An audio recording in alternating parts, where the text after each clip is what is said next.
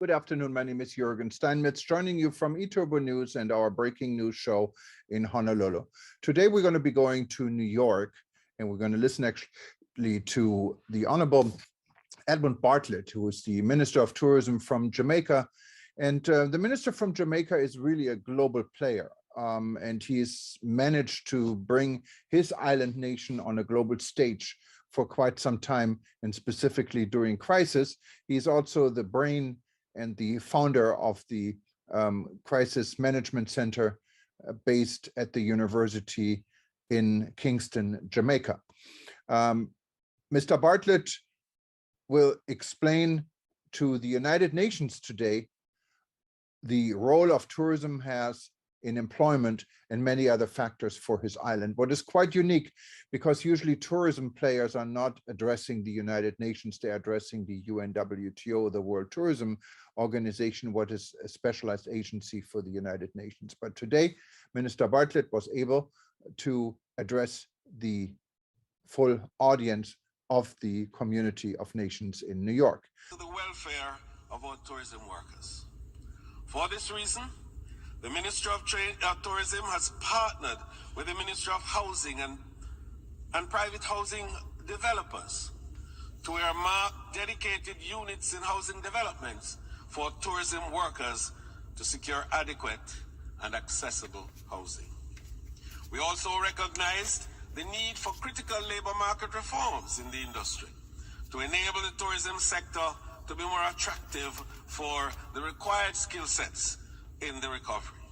As a result, we have established a task force dedicated to tourism labor market reform and to oversee a labor market study to be completed by December 22 for suitable policy recommendations. Also, while in New York, he met with the Minister of Tourism from Saudi Arabia, who is another really global player and has been instrumental in helping the travel and tourism industry around the world to go through the crisis. Of course, Saudi Arabia has money, and money was wisely spent not only on the domestic tourism industry in the kingdom, but also benefiting the global community altogether. And today, Jamaica and Saudi Arabia, not surprisingly, signed an agreement on working together on sustainable tourism and several other factors. Minister Bartlett will explain and listen in. Thank you.